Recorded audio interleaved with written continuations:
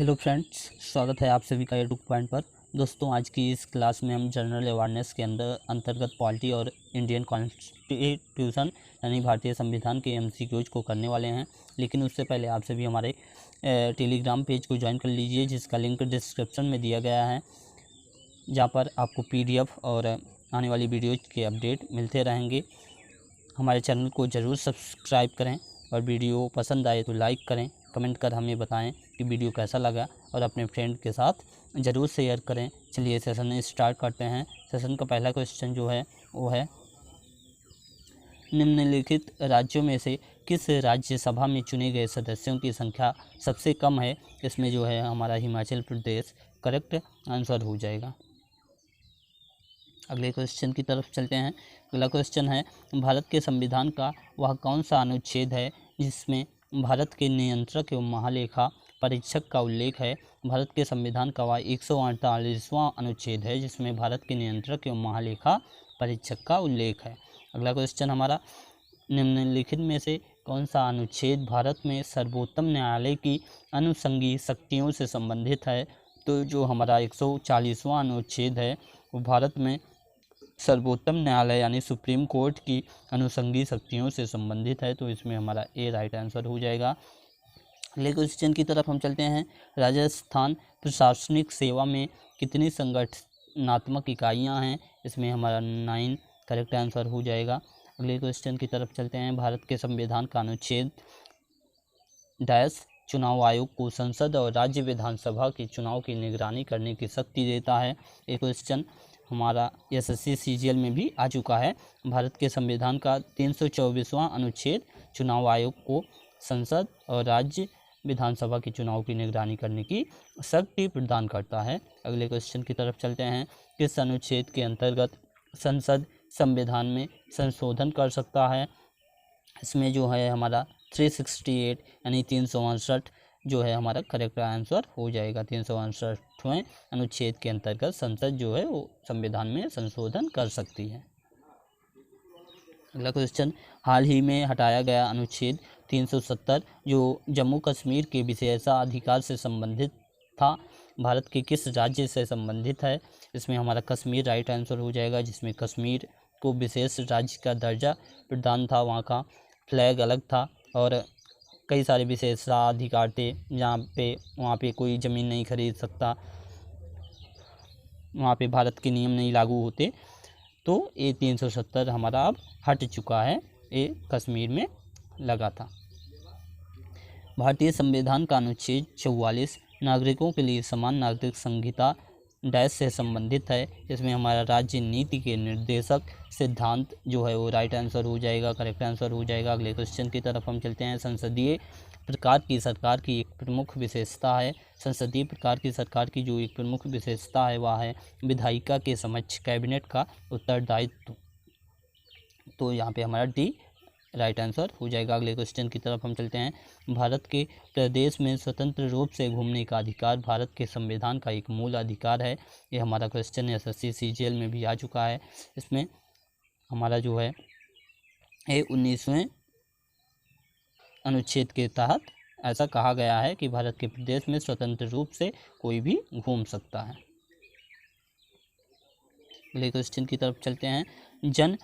जून 2019 में जल संसाधन, नदी विकास एवं गंगा कायाकल्प मंत्रालय और पेयजल और स्वच्छता मंत्रालय को मिलाकर कौन सा मंत्रालय बनाया गया था। जल संसाधन, नदी विकास एवं गंगा कायाकल्प, पेयजल और स्वच्छता मंत्रालय तीनों को आपस में मिलाकर हमारा जो है जल शक्ति मंत्रालय बनाया गया था। तो यहाँ पे हमारा सी राइट आंसर हो जाएगा।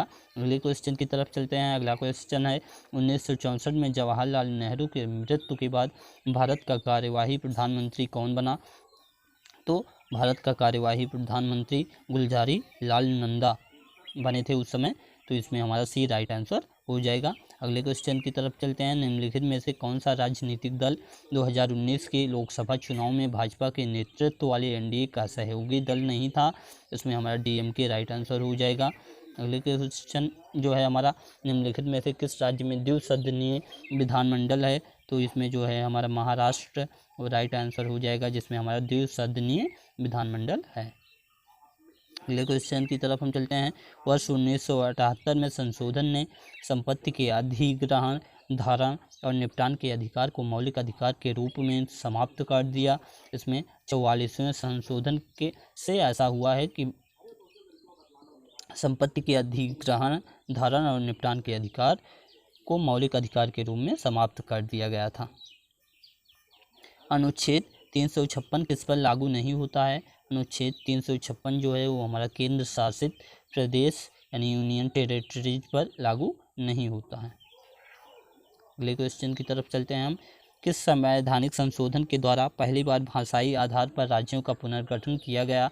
इसमें 7वें संवैधानिक संशोधन के द्वारा भाषाई आधार पर राज्यों का जो पुनर्गठन हुआ था वह हुआ था।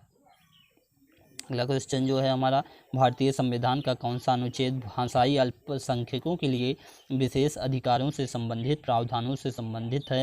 ये क्वेश्चन हमारा जो है SSC CHSL में आ चुका है। तो इसमें जो हमारा 350B यानी 350B जो है वो राइट आंसर हो जाएगा, अनुच्छेद 350B। अगले क्वेश्चन की तरफ चलते हैं। भारत और पाकिस्तान के बीच हुए 1971 के युद्ध के दौरान भारत का रक्षा मंत्री कौन था? जगजीवन राम उस समय भारत के रक्षा मंत्री थे जब 1971 में इंडो पाक वार हुआ था। अगले क्वेश्चन की तरफ हम चलते हैं। भारतीय संविधान के किस अनुच्छेद में केंद्र राज्य संबंधों का उल्लेख किया गया है? तो जो हमारा इसमें भाग 11वां भाग जो है उस अनुच्छेद 245 से लेकर 263 उसमें इस बात का उल्लेख किया गया है कि केंद्र राज्य संबंधों का उल्लेख किया गया है। तो इसमें हमारा ये राइट आंसर हो जाएगा। अगले क्वेश्चन की तरफ चलते हैं। किसी राज्य में राष्ट्रपति शासन के विस्तार में कौन सा संशोधन अधिनियम संसद की शक्ति पर नियंत्रण रखता है? तो इसमें जो है हमारा 44वां राइट आंसर हो जाएगा, सी राइट आंसर हो जाएगा। अगले क्वेश्चन की तरफ हम चलते हैं। बहुजन समाज पार्टी के संस्थापक कौन थे? सभी को पता होगा बहुजन समाज पार्टी के संस्थापक जो थे काशीराम थे। बहुजन समाज पार्टी की स्थापना जो है 1984 में BR अम्बेडकर की जयंती के दौरान हुई थी। इसकी जो प्रेसिडेंट हैं वो मायावती हैं, miss Mayawati,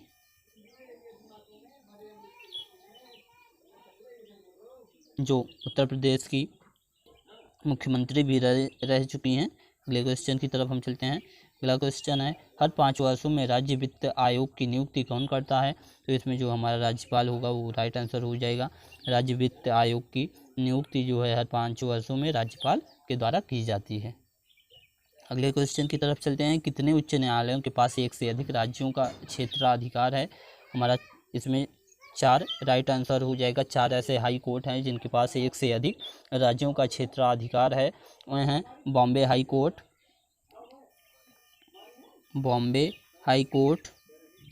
Chandigarh high court,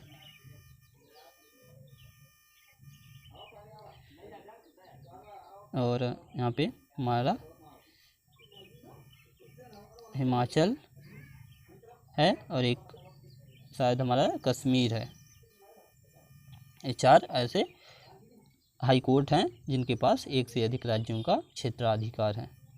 अगला क्वेश्चन की तरफ हम चलते हैं। अगला क्वेश्चन है, निम्नलिखित में से कौन सा अनुच्छेद सभी नागरिकों के लिए समान न्याय एवं मुफ्त कानूनी सहायता को बढ़ावा देता है? अनुच्छेद जो 39A है उसमें सभी नागरिकों के लिए, सभी लोगों के लिए समान न्याय और कानूनी सहायता मुफ्त में मिले इसको बढ़ावा देता है। अगला क्वेश्चन, भारत के संविधान के किस अनुच्छेद के अनुसार मंत्रिपरिषद सामूहिक रूप से लोकसभा के प्रति उत्तरदायी होगी? तो अनुच्छेद 75 के हिसाब से जो मंत्रिपरिषद है वो लोकसभा के प्रति उत्तरदायी होगी। अगले क्वेश्चन की तरफ चलते हैं। न्यायमूर्ति राजेंद्र सच्चर समिति का गठन किसके अध्ययन के लिए किया गया था? तो इसमें जो है हमारा भारत में मुस्लिम समुदाय की सामाजिक एवं आर्थिक स्थिति के लिए इसका गठन किया गया था। इस समिति का जो राजेंद्र सच्चर थे वो दिल्ली के पूर्व मुख्य न्यायाधीश भी, दिल्ली हाई कोर्ट के पूर्व मुख्य न्यायाधीश भी रह चुके हैं। अगले क्वेश्चन की तरफ हम चलते हैं। अगला क्वेश्चन है, राजस्थान प्रशासनिक सेवा में कितनी संगठनात्मक इकाइयां हैं? इसमें हमारा 9 राइट आंसर हो जाएगा। अगले क्वेश्चन की तरफ चलते हैं। निम्नलिखित राज्यों में किस राज्यसभा में चुने गए सदस्यों की संख्या सबसे कम है? तो इसमें जो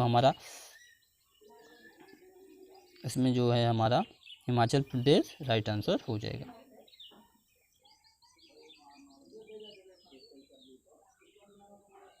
दोस्तों आज के इस सेशन में बस इतना ही। एक क्वेश्चन और है अभी। भारत के राष्ट्रपति और उपराष्ट्रपति की मौत की स्थिति में भारत के राष्ट्रपति के रूप में कौन कार्य करेगा? तो इसमें जो भारत का मुख्य न्यायाधीश होगा यानी सुप्रीम कोर्ट का जो चीफ जस्टिस होगा वो भारत के कार्यकारी राष्ट्रपति के रूप में कार्य करेगा। तो इसमें हमारा ए जो है वो राइट आंसर हो जाएगा। दोस्तों आज के इस सेशन में बस इतना ही आज के लिए। वीडियो पसंद आया हो तो लाइक करें, शेयर करें और कमेंट कर हमें ज़रूर बताएं कि आपको सेशन कैसा लगा। आने वाली वीडियोज़ के लिए हमारे चैनल को सब्सक्राइब करें जिससे आने वाली वीडियोज़ के अपडेट आपको मिलते रहें। Thank you.